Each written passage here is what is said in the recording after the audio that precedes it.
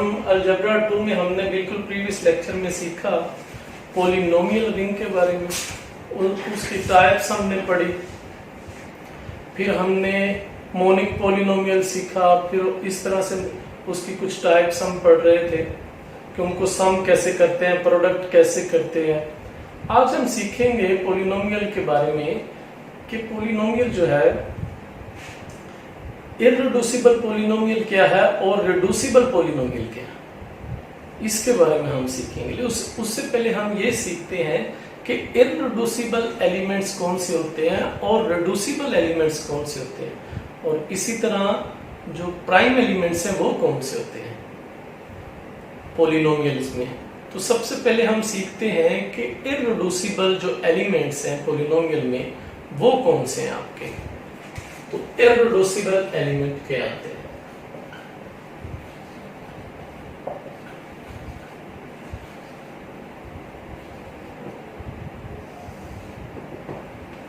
सबसे पहले मैं इसकी डेफिनेशन लिखता हूं, फिर मैं इसको एक्सप्लेन करता हूं। बड़ा सिंपल वे है कि इररिड्यूसिबल एलिमेंट्स हम कैसे ढूंढते हैं, किसी सेट में से कितने इररिड्यूसिबल एलिमेंट्स हैं हमारे पास।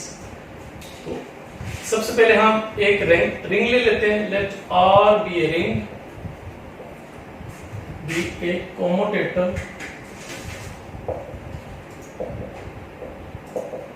Integral domain with unity।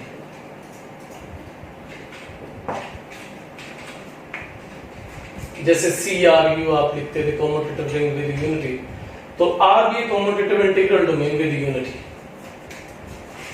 Late A B C are 3 members of ring. हमारे पास 3 मेंबर्स हैं और वो हमने रिंग में से ले लिए हैं।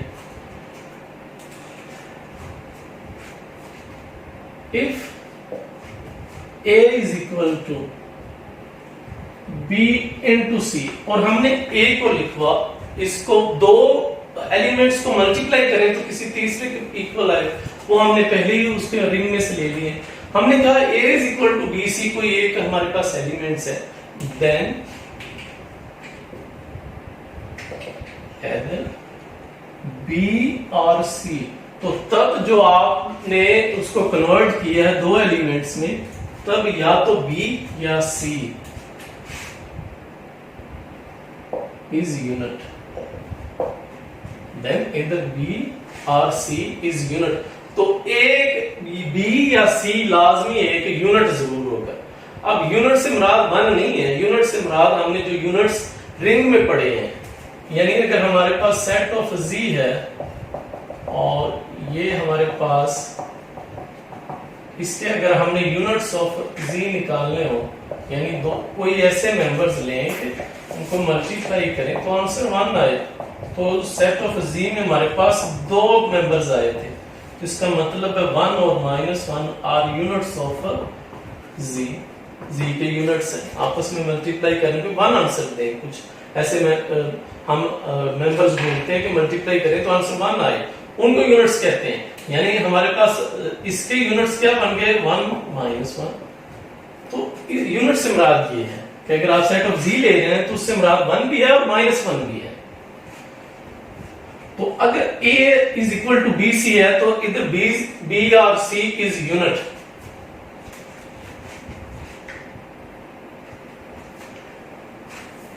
Then A is called irreducible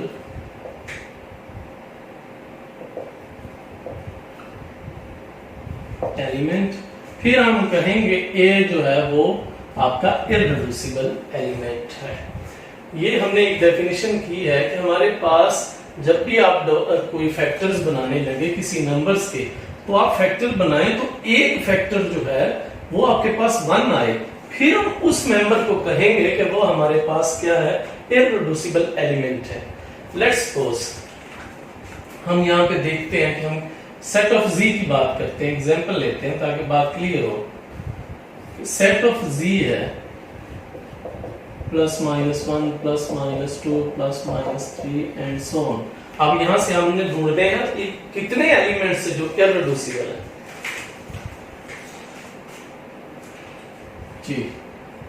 अब फर्ज करें आपके पास 2 है, अब 2 को लिख सकते हैं 1 इंटू 2। आपने 2 फैक्टर्स बनाए तो एक फैक्टर यूनिट जरूर होना चाहिए। अब इसके जो यूनिट्स हैं, z के यूनिट्स जो है वो मैंने एक्सप्लेन कर दिए, या तो वो 1 होगा या वो -1 होगा। तो ये बिल्कुल ठीक है, हमारे पास एक यूनिट एलिमेंट पड़ा हुआ है ये वाला। अगर एक यूनिट एलिमेंट पड़ा हुआ है तो आप कह सकते हैं कि वो हमारे पास क्या है, एक इररिड्यूसिबल एलिमेंट है। तो 2 आपका इररिड्यूसिबल एलिमेंट हो गया। अब आ जाए आप 3 पे, -2 पे आ जाए। पहले -2 के बारे में भी परेशानी है, -1 इंटू 2। अब -1 भी क्या है, यूनिट एलिमेंट है। आप z के देखे ना यूनिट्स एलिमेंट्स, तो -1 भी यूनिट एलिमेंट है। आप 3 पे आ जाए, 3 को आप लिख सकते हैं 1 into 3। Yes, 1 is unit element. आप -3 पे आ जाए, -3 को आप लिख सकते हैं -1 इंटू 3। -1 also unit element. तो ये तो यूनिट एलिमेंट है। ये सारे आपके क्या हो गए हैं, इररिड्यूसिबल एलिमेंट आ रहे हैं। 2 2 irreducible element, 3 3 irreducible element. But when we write 4, तो 1 expression is 1 into 4, but 4 also right here। लेकिन उसका एक इंप्रेशन ये भी तो है ना, एक्सप्रेशन कैसे भी लिखा जा सकता है ना, यूनिट का आना जरूरी है। आप नहीं कह सकते हमने तो ऐसे लिख दिया तो अब ये इररिड्यूसिबल हो गया, नहीं। वो हर एक्सप्रेशन में जैसे मर्जी उसको लिखे एक यूनिट जरूर है, लेकिन इसमें तो नहीं आ रहा, कोई भी यूनिट एलिमेंट नहीं है। तो इसका मतलब क्या निकला कि 4 इज नॉट इररिड्यूसिबल।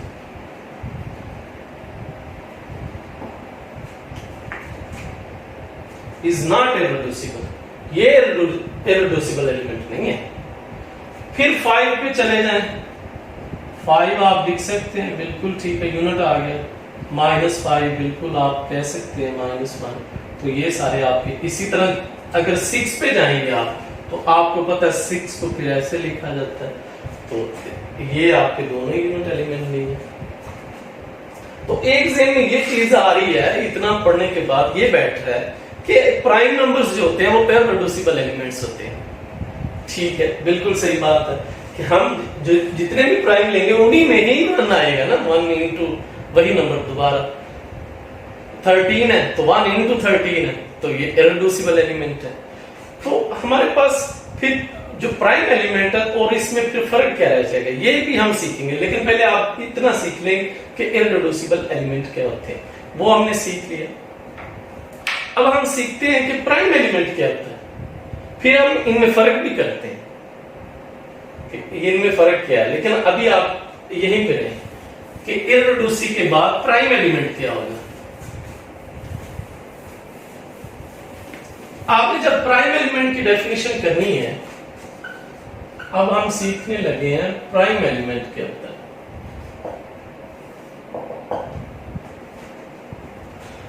अब प्राइम एलिमेंट जो है, इसी तरह आप जिस तरह आप कर रहे थे कि ये 3 नॉन जीरो मेंबर्स हैं, अच्छा ये भी साथ लिख लीजिएगा, नॉन जीरो, ये तीनों मेंबर्स जो है वो नॉन जीरो है।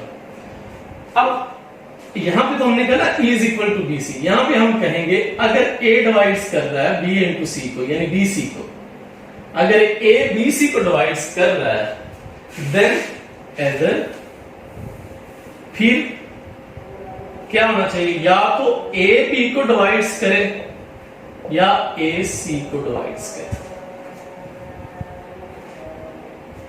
अगर A क्या कर रहा है, B C को डिवाइड कर रहा है, दो एलिमेंट्स के प्रोडक्ट को कर रहा है, तो या तो वो फिर A को डिवाइड करे या वो फिर C को डिवाइड करे। Then we see that A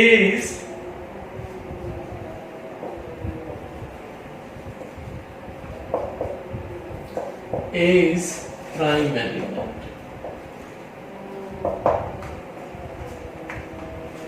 तो वो एक मेंबर्स को जरूर करें। अब फर्ज करें आप कोई इस तरह से ले लें एग्जांपल ताकि बात आपको क्लियर हो जाए।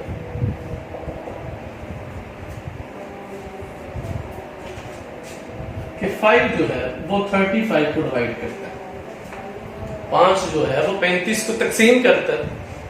उसको ऐसे लिखते हैं ना नंबर थ्योरी में वगैरह में कि 35 को डिवाइड कर रहा है, 5 35 को डिवाइड कर रहा है।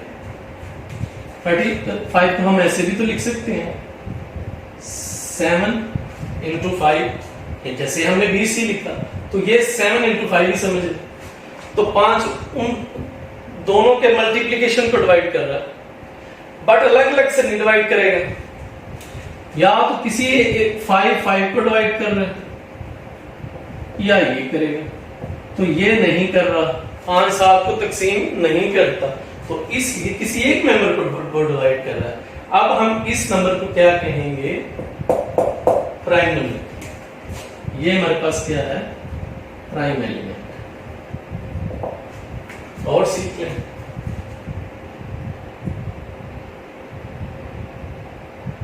आप एग्जाम्पल नंबर 2 देख लें।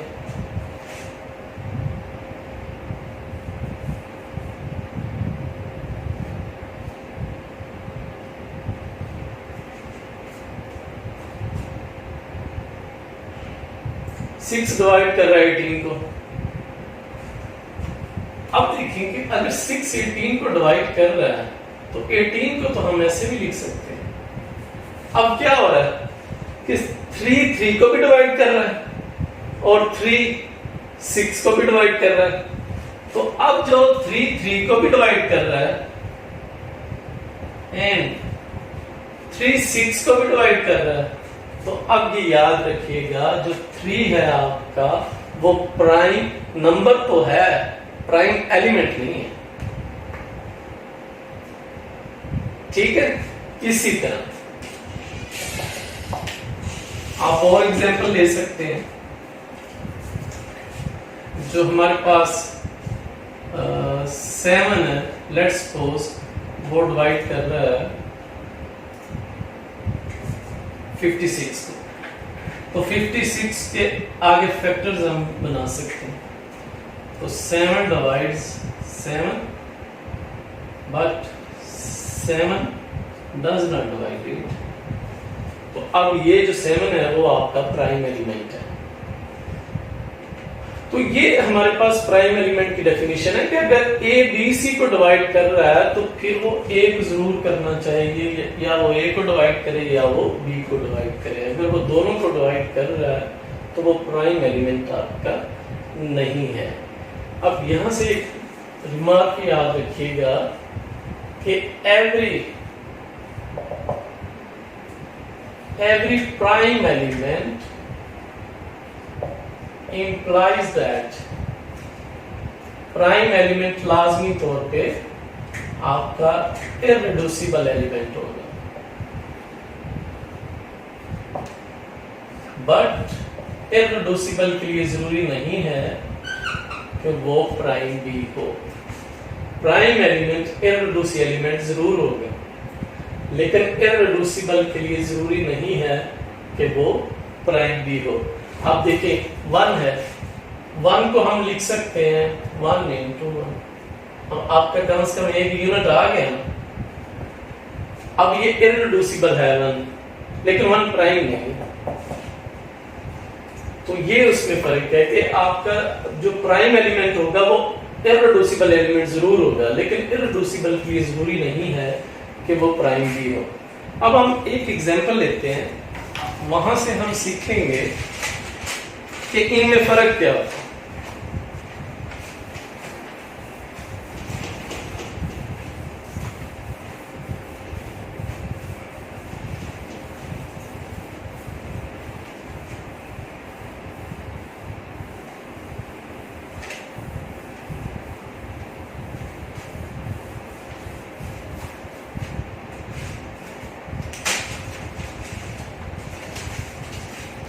Give an example. Question ये है, give an example of a ring in which prime element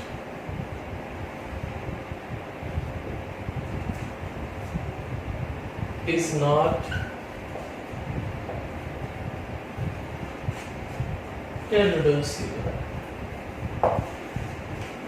हमने कोई एक ऐसी एग्जांपल देनी है रिंग की जिसमें प्राइम एलिमेंट जो है वो इररिड्यूसिबल नहीं होता। अभी हमने बात की ना कि अगर प्राइम एलिमेंट है तो वो लाजमी तौर पे इररिड्यूसिबल है, लेकिन इररिड्यूसिबल के लिए शर्त नहीं है कि वो प्राइम एलिमेंट हो। जैसे कि मैंने कहा कि वन जो है वो इररिड्यूसिबल है बट नॉट प्राइम। तो अब हमने एक एग्जांपल ऐसी देनी है। इन जनरल तो प्राइम एलिमेंट जो है वो इररिड्यूसिबल होता है, लेकिन एक खास कोई एग्जांपल ऐसी भी दे दे कि प्राइम एलिमेंट को शो हो जाए कि वो इररिड्यूसिबल नहीं है।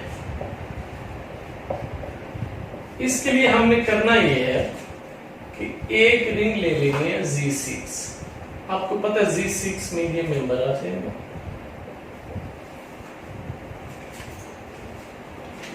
अब इररिड्यूसिबल क्या होता है कि एक यूनिट जरूर आए उसमें,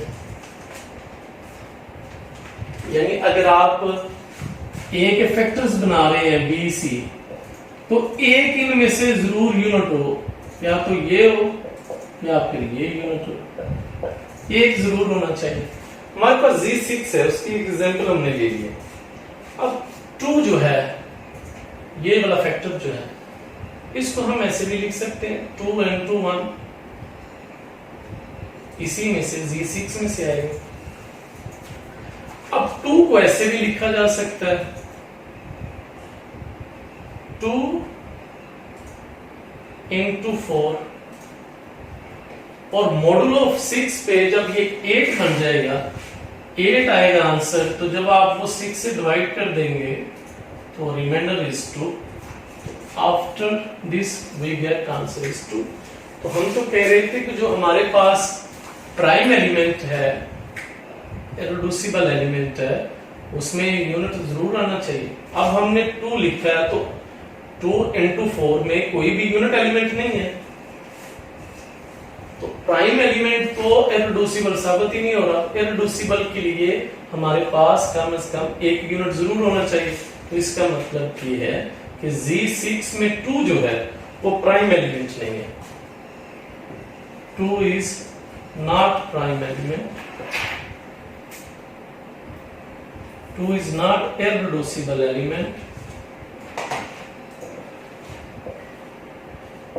in Z6। तो Z6 में जो 2 है वो irreducible element नहीं है। 2 प्राइम है लेकिन irreducible element Z6 में नहीं है। तो ये हमारे पास एक एग्जांपल थी कि अगर वो प्राइम है तो Z6 में हमने साबित किया कि वो irreducible नहीं है।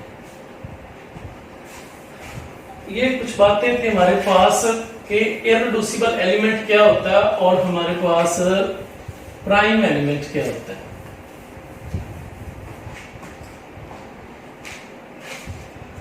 अब हम सीखते हैं कि इररिड्यूसिबल पॉलिनोमियल क्या चीज है।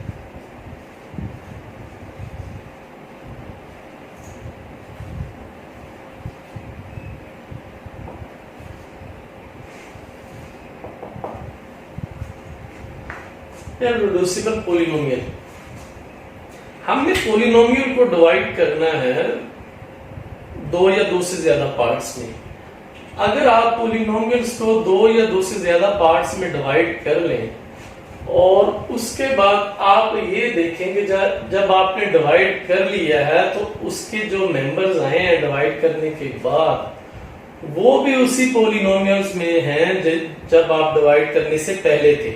डिवाइड करने से पहले के जो एलिमेंट्स जिस आपकी रिंग में बिलोंग करते हैं, अगर उसके जो पार्ट्स हैं वो भी उसी रिंग में बिलोंग करें तो फिर तो हम कहेंगे कि वो हमारे पास रिड्यूसिबल पॉलिनोमियल है। अगर वो उसमें बिलोंग नहीं कर रहे तो फिर हम कहेंगे इररिड्यूसिबल एलिमेंट। हम इस चीज को लिखते हैं फिर हम एक्सप्लेन करते हैं कि let R be a commutator ring with unity। हमने एक रिंग ले ली है यूनिटी के साथ, यानी उसमें 1 जो है वो एग्जिस्ट कर रहा है जी। Let f of x be a polynomial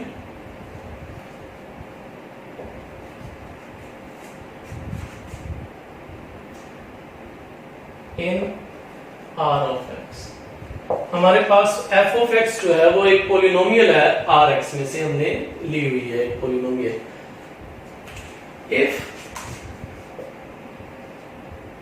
if we cannot express fx into two polynomials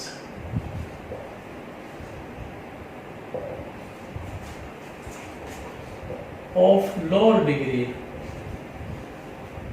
अगर हम एक्सप्रेस ना कर सके f of x को दो पोलिनोमियल्स में लोअर डिग्रीज में, ज़ाहिर है एक पोलिनोमियल्स को जब आप डिवाइड करेंगे तो जो डिवाइड होके पोलिनोमियल्स आ रही हैं, छोटी पोलिनोमियल्स हैं, वो उसकी डिग्री से तो कम ही होंगी। तो f of x into two polynomials of a lower degree, then we say that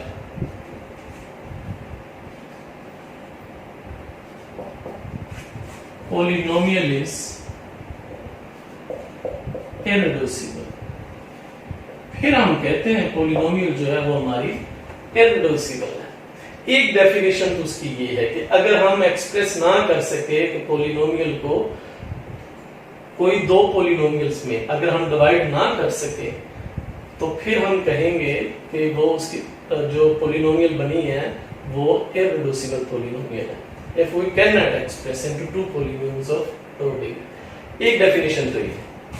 एक डेफिनेशन इसकी ये है कि अगर जब आपने डिवाइड किया है तो दो पोलिनोमियल्स में एक पोलिनोमियल आपकी कांस्टेंट है, लेट्स सपोज वो कांस्टेंट है, तो कांस्टेंट की डिग्री जो है वो ज़ाहिर है 0 होगी। अगर आपकी किसी एक की डिग्री जो है वो 0 हो गई तो फिर हम कहेंगे कि वो हमारे पास इररिड्यूसिबल पोलिनोमियल है। आपकी पोलिनोमियल से कोई एक कांस्टेंट आ जाता है तो फिर हम उस पोलिनोमियल को इररिड्यूसिबल पोलिनोमियल कहेंगे। यानी सारी डेफिनेशन इसी तरह लिखनी है और आगे लिखना है इफ, इसी तरह लिख के sir, if we express polynomial fx into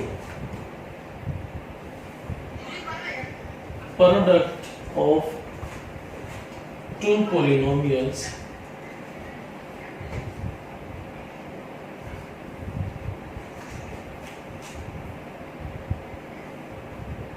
that is one is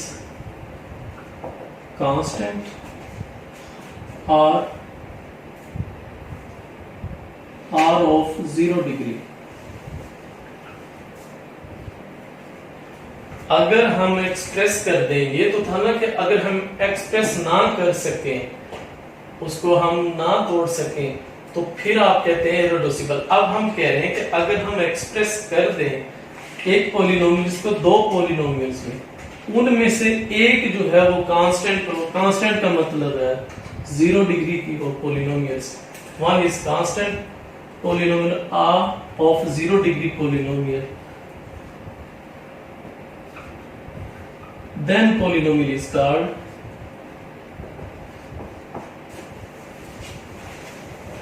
irreducible polynomial। फिर हम कहेंगे कि वो irreducible polynomial है। लेट्स सपोज एक हम एग्जांपल लेते हैं।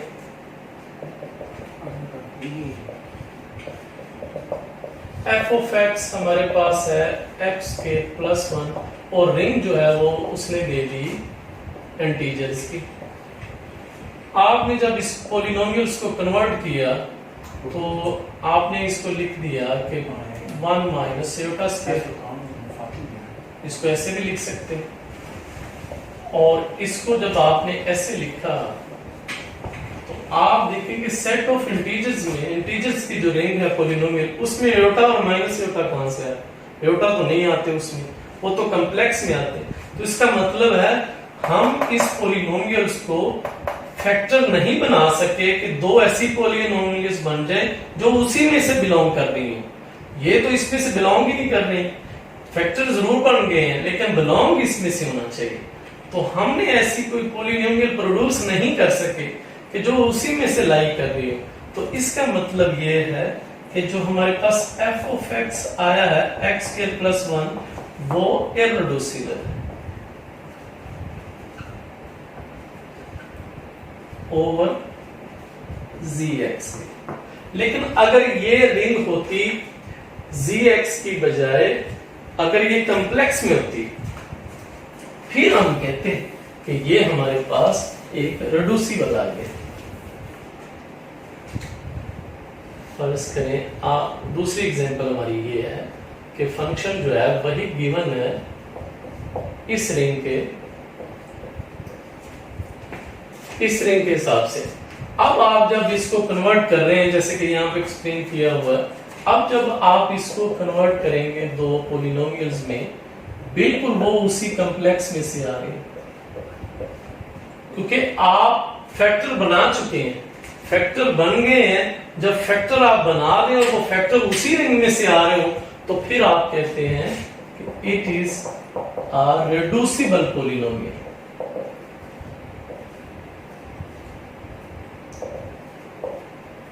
Over complex number. तो अब ये हमारी रिड्यूसिबल पॉलिनोमियल। और तीसरी जो डेफिनेशन हमने, एक तो ये तक एक्सप्रेस ना कर सके तो हमने कहा रिड्यूसिबल, फिर हमने एक डेफिनेशन और की कि अगर कोई एक कांस्टेंट पड़ा हुआ है तो फिर वो क्या होगा, हमारे पास इररिड्यूसिबल पॉलिनोमियल होगा। लेट तीसरी एग्जांपल हमारी ये है कि f ऑफ z आपका है 3x+6 ये है, और हमने इसको शो करना है सेट ऑफ इंटीजर्स में। g ऑफ x हमारे पास रिंग है, तो यहां से हमारे पास 3 कॉमन आ गया, तो x+2 आ गया। अब हमने जो उसको कन्वर्ट किया है दो पॉलिनोमियल्स में, तो एक पॉलिनोमियल्स हमारे पास कांस्टेंट आ गई,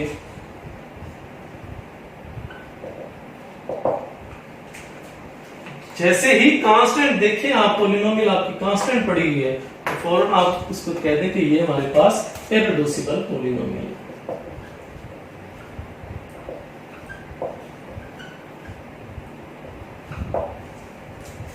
तो ये हमने स्लाइड सा ओवरव्यू इसका लिया है।